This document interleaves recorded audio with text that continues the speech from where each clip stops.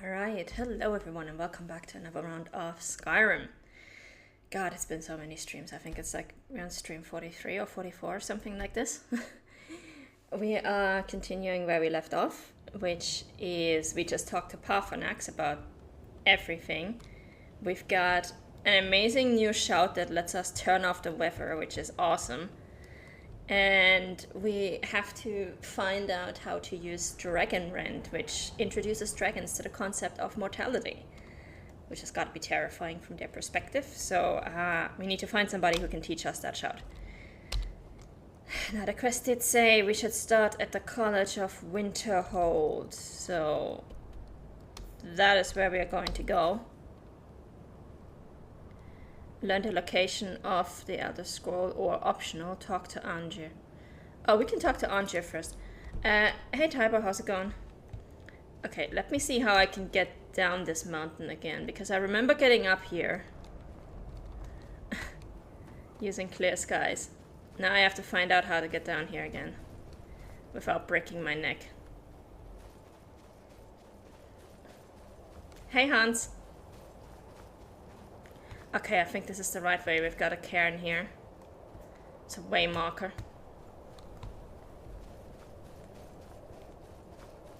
So I think we're good. I'm trying to remember, have you taken part in the Skyrim space program yet? Oh, you mean where like a hit from a giant can basically launch you into space? I don't think that exact thing has ever happened to me. Oh. Oh. Fuck, I still had the wrong shot on there. Clear skies. 6. I do remember that when I fought, what was his name? One of the 3 sons of Golgantha or whatever his name was. He just Fusroda'd me across the place the entire time. It was like, hit him once, Fusroda, hit him twice, Fusroda, hit him again, Fusroda. I think I spent more time in that fight just getting up and walking over to him than actually fighting him. Which was an interesting experience, to say the least. Yep, here's the ice troll we had to defeat to come up here. I mean, it is a very beautiful view from up there. So Parthenax definitely chose a nice place to meditate.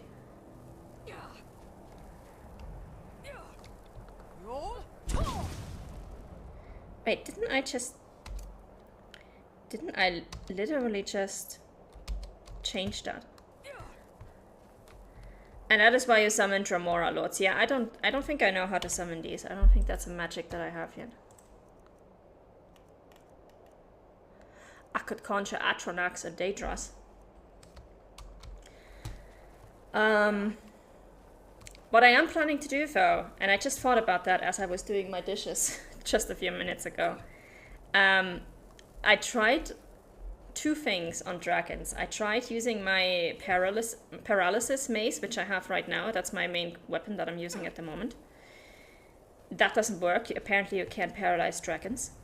But I also tried Maroon's Razor, and that worked. So what I'm going to try is, when we get to fighting Alduin, whenever that happens, I'm gonna bring Maroon's Razor. And I'm gonna check to see... What? Who?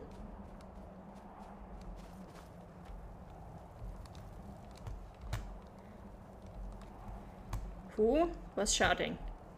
Anyway, oh, nice texture issue here. Anyway, when we get to Alduin, I am going to try...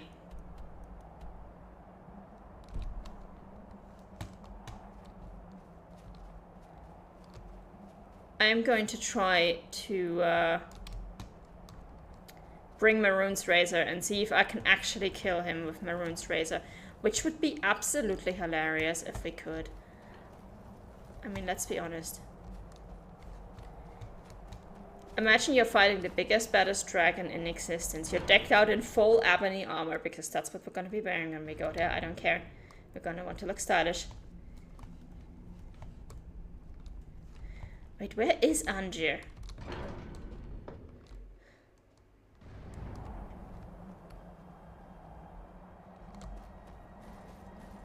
Oh, there. And then you just kill him with a tiny little dagger that's like this long. It would be hilarious. So, you spoke to Paarthurnax. The dragon blood burns bright within you. Did he tell you what you wanted to know? Did he teach you the dragon rend shout? No, but he taught me how to find out. So be it. If he believes it is necessary for you to learn this, we will bow to his wisdom. I need the Elder Scroll the ancients used. Do you know where to find it? We have never concerned ourselves with the scrolls. The gods themselves would rightly fear to tamper with such things. As for where to find it, such blasphemies have always been the stock in trade of the mages of Winterhold. They may be able to tell you something about the Elder Scroll you seek. What's so bad about the Dragon Man shout? It was created by those who had lived. Their whole lives were consumed. When you learn, in order to learn and use this shout, you will be taking this evil into yourself. Is there enough way to defeat Alduin? Perhaps not. But this shout was used once before, was it not? And here we are again. Have you considered that Alduin was not meant to? If the world is meant to end, so be it. Let it end and be reborn. Win, guide. Alright, well, we were already going to the college anyway, so... Let's go. Let's actually see if we have something in our inventory that we would need to sell. We have no weapons that we would need to sell to them. We have a gold emerald ring that we could get rid of.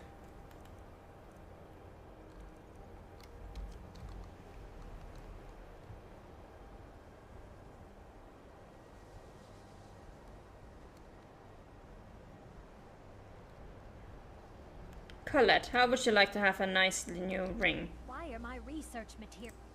Take a look.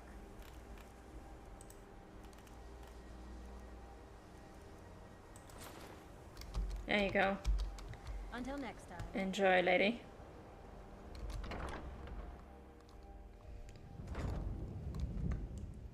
I'm guessing we have to go to the bookkeeper orc.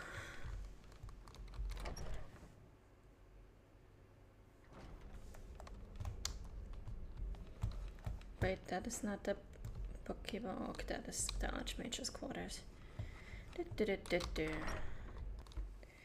we go. Arcaneum. This is where I wanted to go. Hi. I'm looking for the rarest scroll in existence. I hope you can help me. May your next fight bring you victory, friend. Oh, didn't know there was this. Have you made any progress translating Shalidor's work? We were able to figure out the last text you brought in. I thought the least I could do is pass the knowledge along. Oh, nice. I'm looking for an Elder Scroll. And what do you plan to do with it? Do you even know what you're asking about? Or are you just someone's errand girl? You know, he's not entirely wrong. We have been running a lot of errands. Tell me more about the Elder Scrolls. I knew it. Everyone comes in here expecting my help, but they don't even have the proper questions.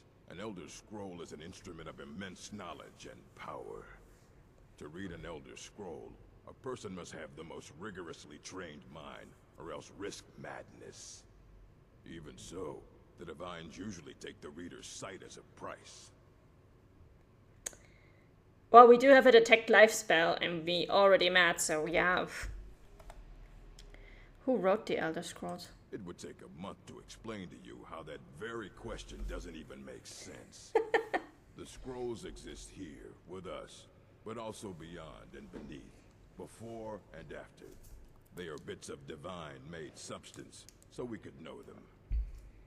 Sorry, talking about the scrolls, You usually end up in irritating and vague metaphors like that. Some people who study them devoutly go mad. A price for what? The simplest way to put it is knowledge, but there's nothing simple about an Elder Scroll.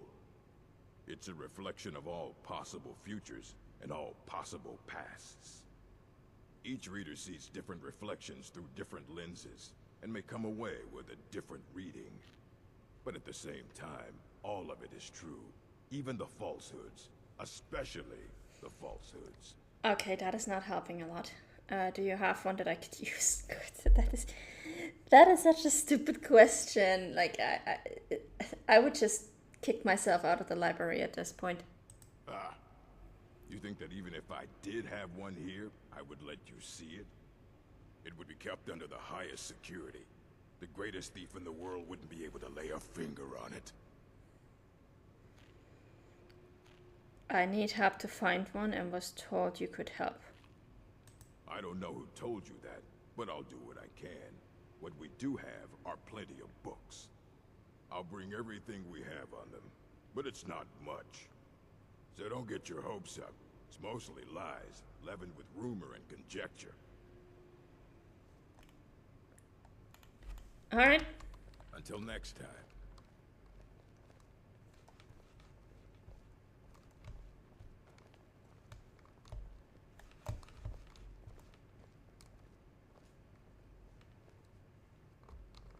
Here you go. Try not to spill anything on them. Effects of the Elder Scrolls. Let's go. It is widely known among scholars that the Elder Scrolls entail a certain hazard in their very reading. The mechanism of the effects has, at present, been largely unknown. Theories of hidden knowledge and divine retribution were the subject of idle speculation with little investigation. I, Justinius, is that a P or a D? Polonius, have undertaken to thoroughly document the ailments afflicted by the Elder Scrolls on their readers, for a unified theory of how they manifest continues to elude me and remains the subject of future study. I have grouped the effects into 4, finding that the avenue of experience depends largely upon the mind of the reader. If this is unclear, I hope that a proper dichotomy will lay it plain.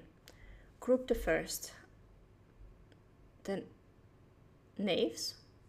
For one who has received no training in the history or nature of the Elder Scrolls, the scroll itself is effectively inert.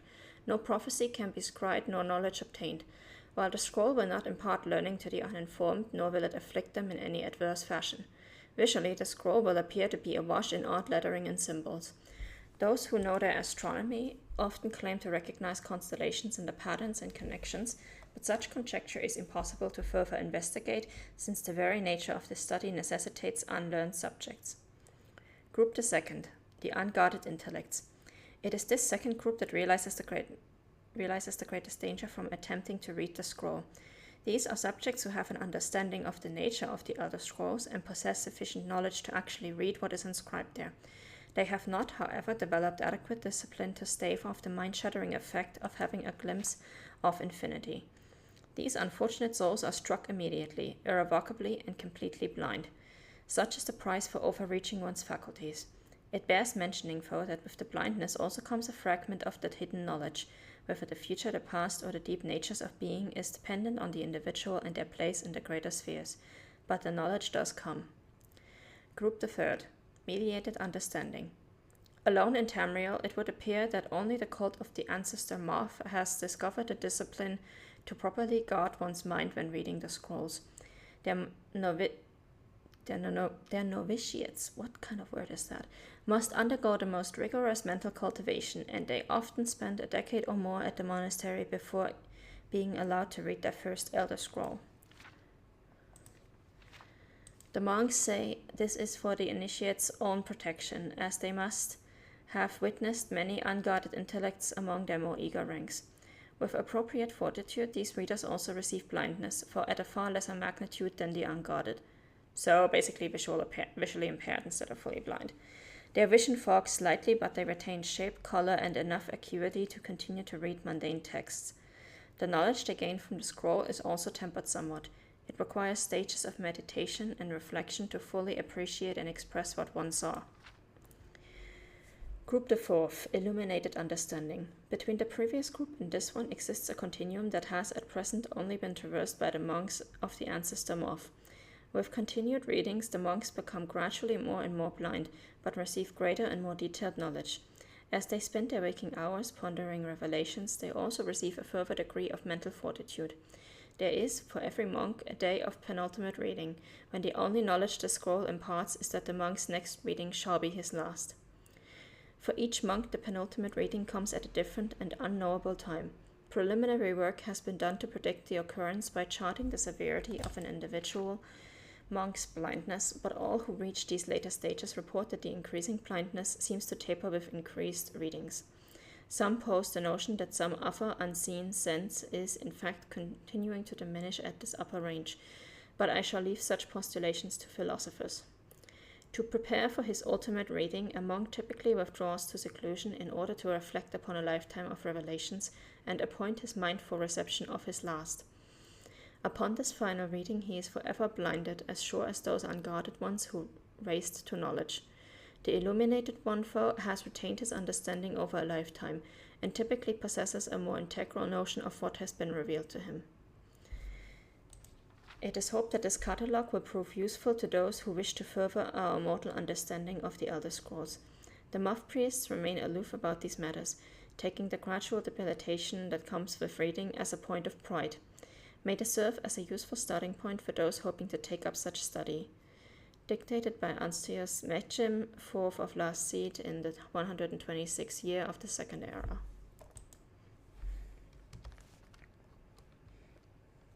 Ruminations on the Elder Scrolls. Oh, we started a new quest. By Septimus Cygnus, College of Winterhold. Imagine living beneath the waves with a strong-sided blessing of most excellent fabric. Holding the fabric over your gills, you would begin to breathe, drink its warp and weft. For the plant matter fibers imbue your soul, the wretched plankton would pollute the cloth until it stank to heavens of prophecy. This is one manner in which the scrolls first came to pass, but are we the sea, or the breather, or the fabric? Or are we the breath itself?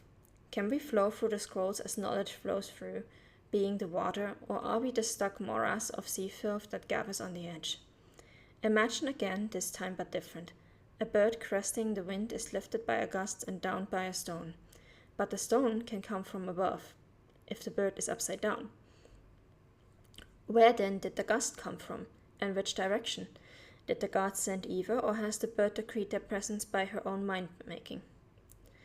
The all-sight of the scrolls makes a turning of the mind such that relative positions are absolute in their primacy. I ask you again to imagine for me. This time you are beneath the ground, a tiny acorn planted by some well-meaning elf maiden of the woodlands for her pleasure. You wish to grow, but fear what you may become, so you push off the water, the dirt, the sun, to stay in your hole. But it is in the very pushing that you become a tree in spite of yourself. How did that happen? The acorn is a kind of tree egg in this instance, and the knowledge is water and sun. We are the chicken inside the egg, but also the dirt. The knowledge from the scrolls is what we push against to become full-sighted ourselves. One final imagining before your mind closes from the shock of ever knowing. You are now a flame burning bright blue within a vast emptiness. In time you see your brothers and sisters, burnings of their own in the distance and along your side. A sea of pinpoints, a constellation of memories. Each burns bright, then flickers, then two more take its place, but not forever, lest the void fills with rancid light that sucks the thought. Each of your minds is actually the emptiness, and the learnings of the scrolls are the pinpoints. Without their stabbing light, my consciousness would be as a vast nothingness. Unknowing its emptiness as a void is unknowing of itself. But the burnings are dangerous, and must be carefully tended and minded, and brought to themselves and spread to their siblings. Okay, whoever wrote this was really dashing mad. Archmage or not, my rules about books still stand. All this knowledge might have been lost were it not for you. This Ruminations book is incomprehensible. Aye, that's the work of Septimus Cygnus. He's the world's master of the nature of Elder Scrolls, but, well, He's been gone for a long while. Too long. He's dead? Oh no, I hope not. But even I haven't seen him in years. And we were close. Became obsessed with the Dwemer.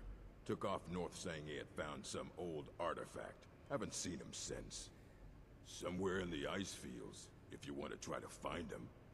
I was going to say north. We are in Winterhold. That's like the northern edge of the map. Like, yeah, we are way up north. Okay. Well, thank you. We're gonna set out to find this mad idiot who decided to go into the ice fields.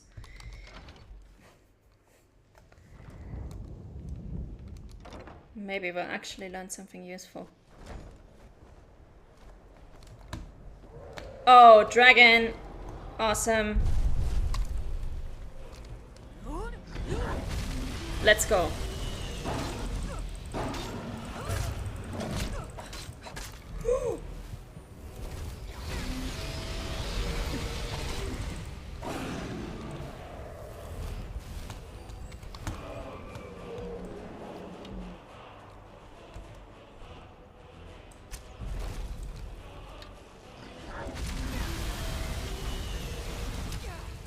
Come here.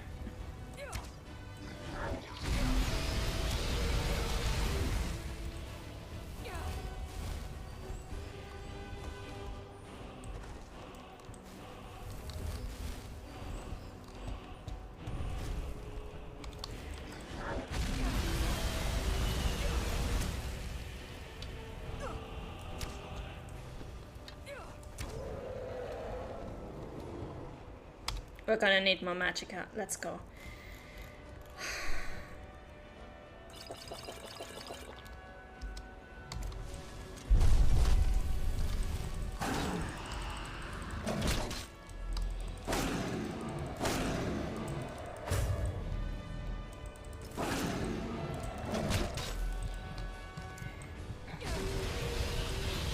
Oh! God damn it! I was just about to heal. Okay. Gotta reload that and do that again.